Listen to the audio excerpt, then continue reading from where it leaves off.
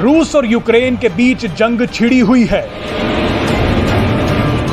America के बहकावे में आकर नाटो में शामिल होने की जिद ने यूक्रेन को एक ऐसे चक्रव्यूह में फंसा दिया है जिससे निकलने का रास्ता उसे नहीं दिख रहा।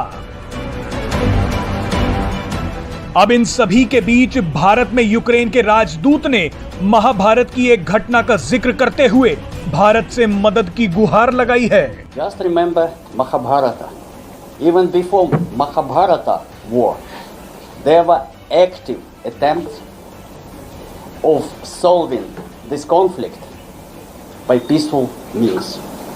Unfortunately, in Mahabharata case, it was not so successful, but I am hoping that in our case, it should be much more successful. संकट के समय में यूक्रेन ने भारत के प्रधानमंत्री नरेंद्र मोदी से हस्तक्षेप की मांग की है। इस पूरे मामले में एक चीज बेहद ही दिलचस्प है, वो ये कि आखिर क्यों यूक्रेन ने इस संकट की घड़ी में महाभारत का जिक्र किया। चलिए आपको इस वीडियो में बताते हैं। यूक्रेन ने महाभारत का जिक्र करते हुए भारत से हस्तक्षेप की मांग की है। भारत में यूक्रेन के राजदूत इगर पोलिखा ने महाभारत के एक प्रसंग की याद दिलाते हुए प्रधानमंत्री मोदी से हस्तक्षेप की मांग की है। पोलिखा ने कहा कि भारत के संबंध रूस के साथ अच्छे हैं, इसलिए पीएम मोदी से गुजारिश है कि वो रूस के साथ बात कर इस तबाही को रुकवा दें। यूक्रेन के राजदूत ने कहा कि प्रधानमंत्री नरेंद्र मोदी एक शांति दूत की भूमिका निभा सकते हैं।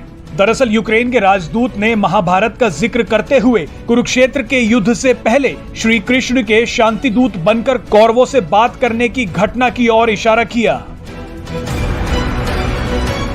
उन्होंने कहा कि शांतिपूर्ण तरीके से कुरुक्षेत्र के युद्ध को रोकने की कोशिश की गई थी, हालांकि वो सफल नहीं हुई थी, लेकिन हम आशा करते हैं कि इस स्थिति में ये वार्ता सफल होगी।